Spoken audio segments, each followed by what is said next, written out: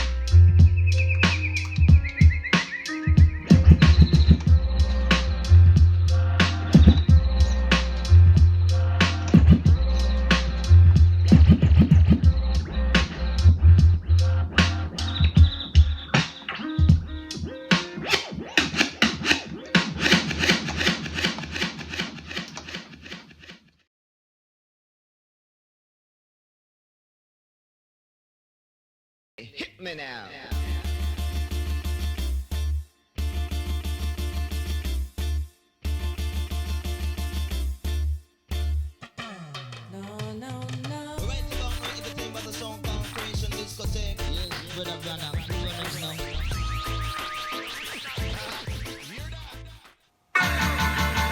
Slaves, the black genius.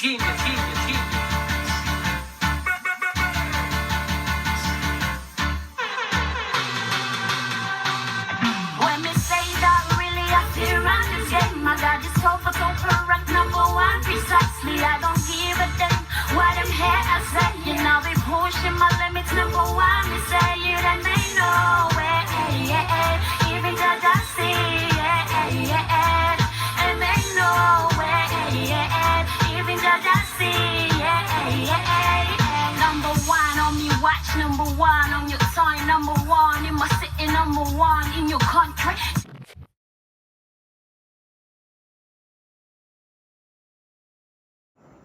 Women in hip-hop, being a woman in a male-dominated industry did not come as easy as my talent, because I was born with my talent. I guess you know what I mean. I have faced a lot of things. I faced a lot of challenges. There's the negative and there's always a positive to everything else, and so is everybody's story, and it's a global thing when it comes to women. But being a woman does not define what you can and cannot do. That should be a quote.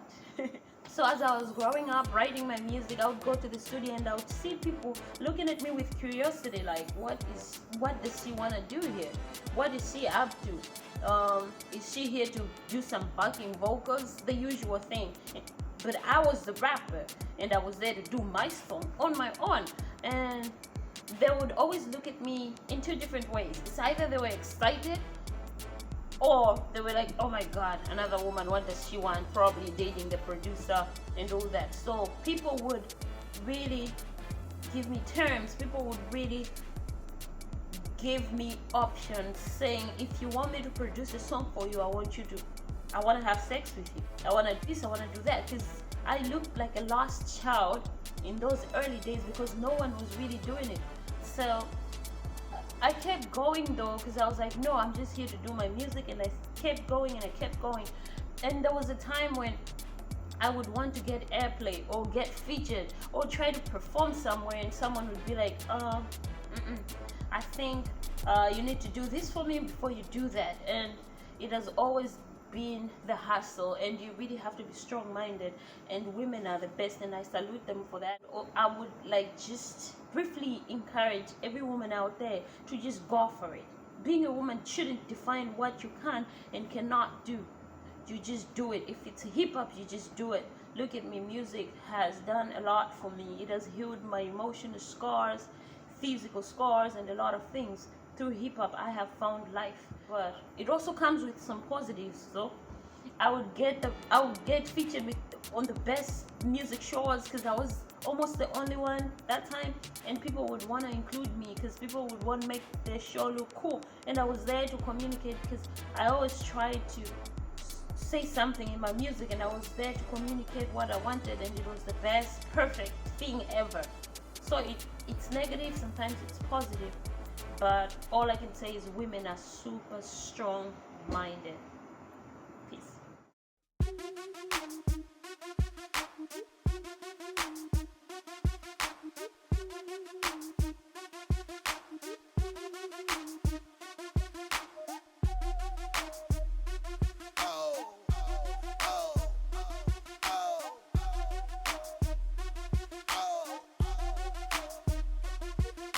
I love to see you dance.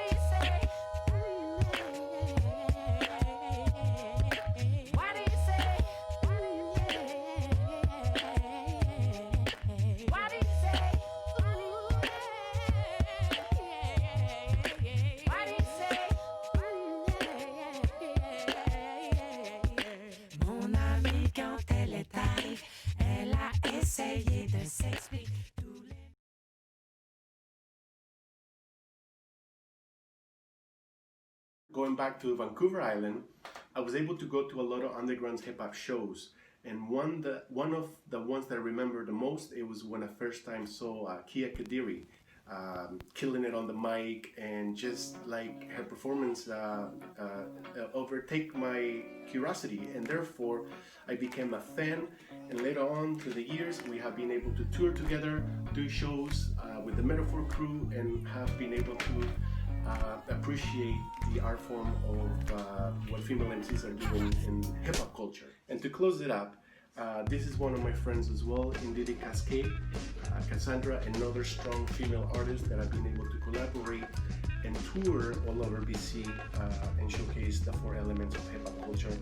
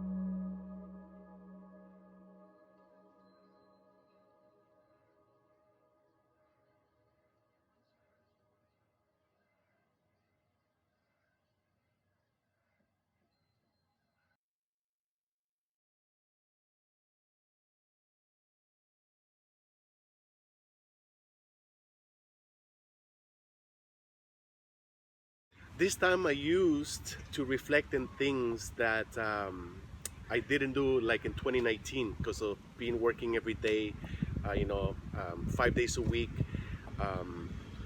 I was able to reflect and look into my life to change things for the best. One of the things that I have done now is that I've been able to use the tools of music and learn new techniques and scratches. Obviously making this video, Shadows of Tender Fury, having the pleasure to meet you and create a new friendship that is gonna be around the world now, because I'm in Canada and eventually gonna go back home, so it has been a gift under these conditions, to tell you the truth.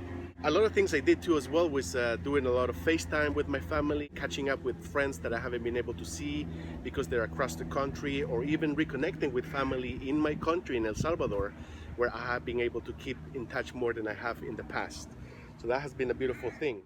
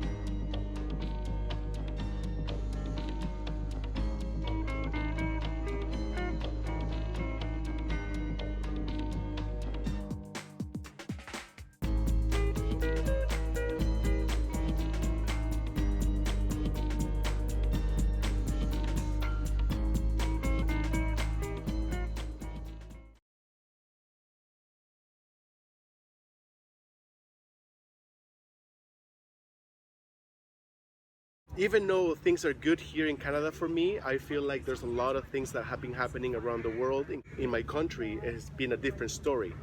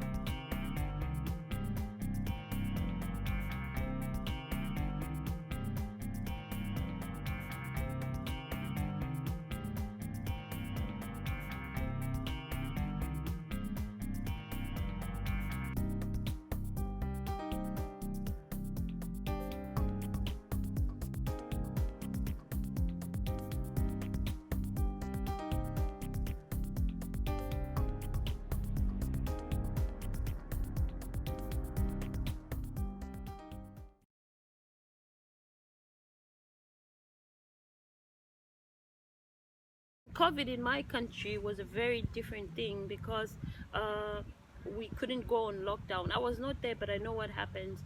Mostly we wake up, make money, and try to get food for that day, and then you sleep. The next morning you go to hustle, you get your money, and then you make money for food on that particular day.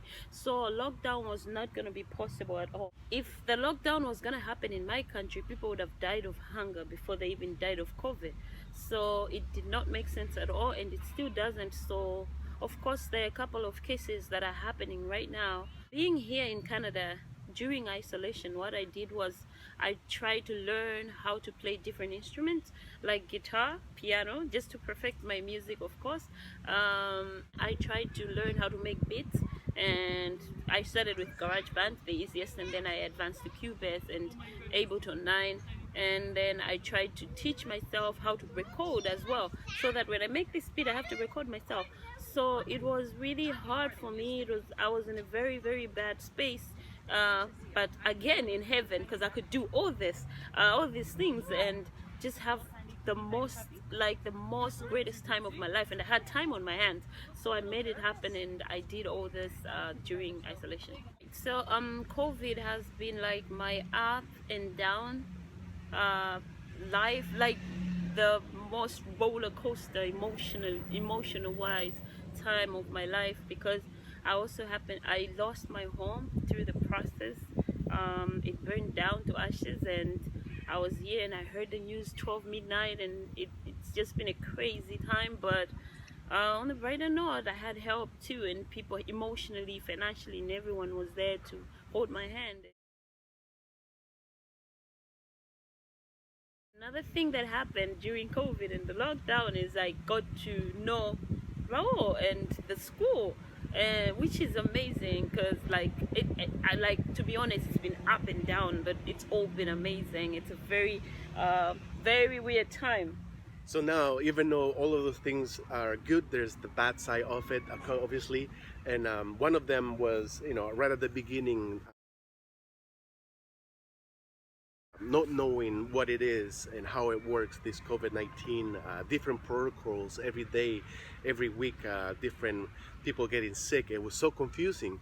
So all of this stuff have brought up stuff that I have felt hopeless. I have feel lost or confused, frustrated, angry. My emotions have been all over the place. I haven't been able to sleep well just because of having some kind of paranoia. All of these things is not just me. I feel like it affects all of us, and all of us have a different way to deal with them. But the matter of fact is that having the support of family and friends, and kind of following some kind of guidelines, what's given to us, that could be our safety net to make our life a little bit easier to move forward, because this is something that might probably go a little bit longer than I thought it would when I first started.